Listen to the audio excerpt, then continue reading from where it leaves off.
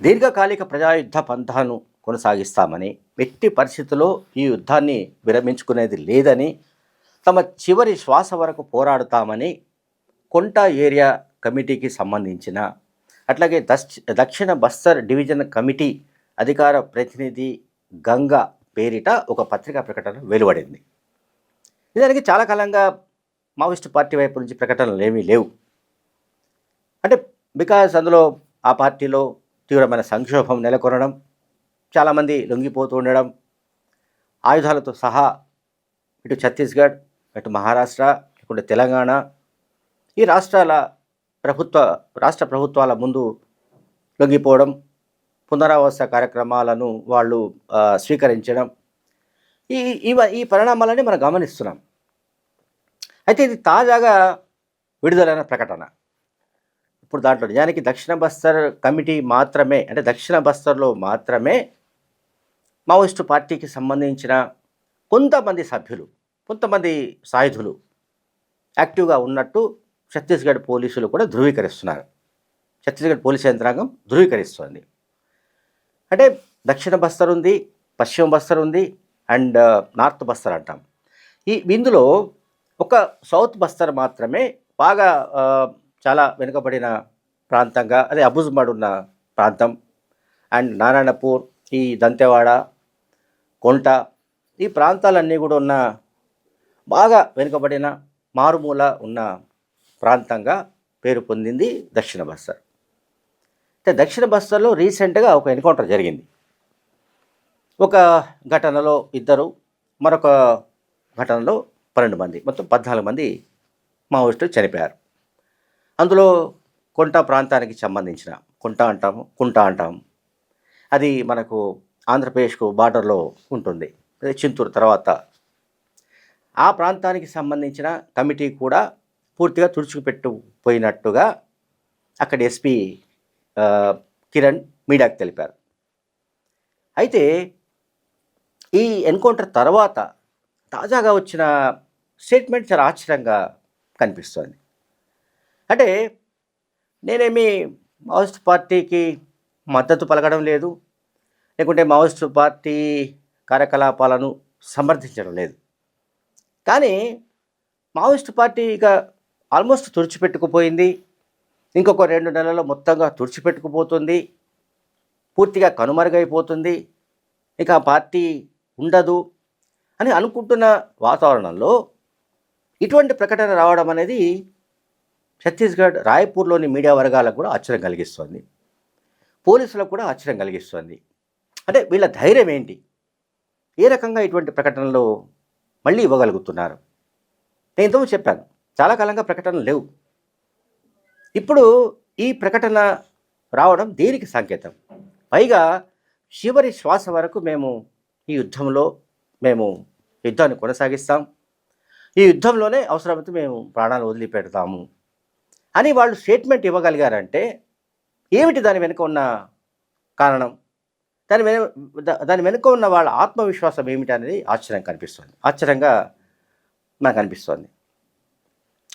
ఇందులో అంటే గంగ పేరిట వచ్చిన స్టేట్మెంట్ కనుక ఒకసారి మనం పరిశీలిస్తే, గంగా పేరిట మరి ఇంకెవరైనా ఇచ్చారా? గంగా అనే పేరుతో ఉన్న పార్టీ నాయకుడు ఎవరు అనేది మనకు తెలియదు. దక్షిణ బస్తర్ డివిజన్ కమిటీ అధికార ప్రతినిధి అని దాంట్లో కింద ఉంది, భారత కమ్యూనిస్ట్ పార్టీ, మావోయిస్ట్ పార్టీ అని ఉంది. దాంట్లో వాళ్ళు చెప్తున్నది ఏంటంటే, ప్రాణాలు అర్పించాలన్న అంకిత భావంతో మేము విప్లవంలోకి అడుగుపెట్టిన వాళ్ళం కనుక మేము చివరి వరకు కొనసాగుతాము, విప్లవానికి ఎట్టి పరిస్థితుల్లో మేము ద్రోహం తలపెట్టాము, మేము చనిపోయినా ఈ పంథాలో కొనసాగుతూనే చనిపోతాము అని కూడా అందులో మెన్షన్ చేశారు. సో అంటే ఇక్కడ గడిచిన కొద్ది నెలలుగా, అంటే ఆల్మోస్ట్ అక్టోబర్ నుంచి కనుక మనం చూసుకుంటే 4 నెలలుగా పెద్ద ఎత్తున మావోయిస్టులు లొంగిపోతున్న దృశ్యాలు చూస్తున్నాం. అట్లాగే చాలామంది ఎన్కౌంటర్లు చనిపోయారు. ఆ పార్టీ సెక్రటరీ బసవరాజ్ సహా చాలామంది ఆ పార్టీ కేంద్ర కమిటీ సభ్యులు, రాష్ట్ర కమిటీ సభ్యులు, లేకుంటే స్పెషల్ డివిజన్ కమిటీలు ఏవైతే ఉంటాయో వాటి సభ్యులు, చాలామంది అగ్రనేతలంతా కూడా చనిపోయారు, చాలామంది లొంగిపోయారు. ఇక ఉన్నది చాలా పిడికాడు మందే అని పదే పదే ఛత్తీస్గఢ్ పోలీసులు చెప్తున్నారు, మహారాష్ట్ర పోలీసులు చెప్తున్నారు, కేంద్ర హోంమంత్రిత్వ శాఖ కూడా నివేదిక చెప్తోంది.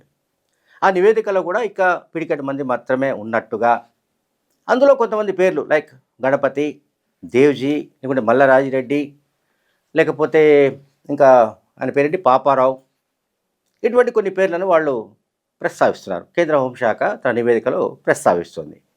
అంటే వీళ్ళు మినహా మరెవరు పార్టీని లీడ్ చేస్తున్న వాళ్ళు ఎవరు లేరు ఒకటి. రెండోది, పీపుల్స్ లిబరేషన్ గెరిల్లా ఆర్మీకి సంబంధించిన గతంలో ఏవైతే బెటాలియన్స్, ప్లాటూన్స్, కంపెనీలు ఉన్నాయో అవన్నీ తుడుచుకుపెట్టిపోయాయి, అవన్నీ నిర్వీర్యమైపోయాయి. అందులో ఉన్న చాలామంది సభ్యులు లొంగిపోయిన కారణంగా అవి పూర్తిగా బలహీనపడిపోయాయి. అంటే మావోయిస్ట్ పార్టీకి సంబంధించిన ఈ ఏదైతే ఆర్మ్డ్ మిషనరీ ఉందో, సాయుధ యంత్రాంగం అనేది పూర్తిగా బలహీనపడిపోయింది. ఇంకా ఆ పార్టీ మళ్ళీ కోలుకునే అవకాశం లేదు.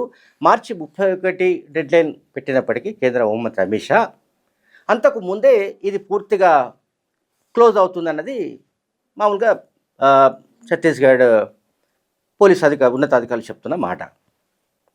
ఇప్పుడు ఈ రకమైన స్టేట్మెంట్ రావడం అనేది మళ్ళీ దీనిపైన చర్చ జరుగుతోంది. అంటే దక్షిణ బస్తర్లో ఎక్కడైతే ఇప్పుడు కాస్తో కూస్తో పార్టీ ఉంది, పార్టీ యాక్టివ్గా ఉంది, కొంతమంది సభ్యులు క్రియాశీలంగా పనిచేస్తున్నారు, కొంతమంది ఏమంటారు మన 1+2 ఆర్ 1+3 లాగా, అంటే పూర్వము అట్లాగే ఉండేది 80s 90sలో, ఆల్మోస్ట్ 80sలో 1+2 1+3 అంటే దళ నాయకుడు, ఇంకో 2-3 దళ సభ్యులు. ఇది దళానికి సంబంధించిన స్ట్రక్చర్. ఇది గతంలో 80sలో. ఆ తర్వాత ఎప్పుడైతే 2004-05 ప్రాంతాల్లో పీపుల్స్ లిబరేషన్ గెరిల్లా ఆర్మీ ఏర్పడిన తర్వాత, అంటే మావోయిస్టు పార్టీగా ఏర్పడిన తర్వాత, వాళ్ళు ప్రజా విముక్తి గెరిల్లా సైన్యాన్ని ఏర్పాటు చేసుకున్న తర్వాత ఈ బెటాలియన్లు, కంపెనీలు, ప్లాటూన్స్ ఇవన్నీ ఏర్పడ్డాయి. బెటాలియన్ 1 కమాండర్ హిడ్మా ఎన్కౌంటర్ చనిపోయిన సంగతి తెలుసు. ఆ బెటాలియన్కు సారథ్యం వహించిన, అంటే కమాండర్గా పనిచేసిన భార్షదేవ తెలంగాణలో లొంగిపోయిన సంగతి తెలుసు. సో ఇక అందులో మిగిలిన వాళ్ళు ఎంతమంది అన్నది సహజంగానే చర్చ జరుగుతోంది. వీళ్ళ మీద లెక్క పెట్టవచ్చు, 5-10 మందో అని ఒక లెక్క, లేదా 20 మంది అని ఒక లెక్క, లేదు అంతా కలిపితే ఆల్మోస్ట్ ఒక 100 లోపే ఉంటారు అనేది ఒక లెక్క ఉంది. అయితే ఈ 100 మంది కూడా ఒకే దగ్గర లేరు అనేది ఒకటి ఇంటెలిజెన్స్ వర్గాలు చెప్తున్నాయి. అయితే ఉన్నవాళ్ళు కూడా దక్షిణ బస్తర్ ప్రాంతాల్లోనే వాళ్ళ కదలికలు ఉన్నట్టు రాయ్పూర్ నుంచి కొంతమంది ఇది ఇంటెలిజెన్స్ వర్గాలకు సంబంధించిన అధికారులు చెబుతున్నారు. వాళ్ళను కూడా అతి త్వరలోనే న్యూట్రలైజ్ చేయడానికి కేంద్ర బలగాలు ప్రయత్నిస్తున్నట్టుగా ఛత్తీస్గఢ్కు సంబంధించిన ఇంటెలిజెన్స్ వర్గాలు చెప్తున్నాయి. Thank you very much.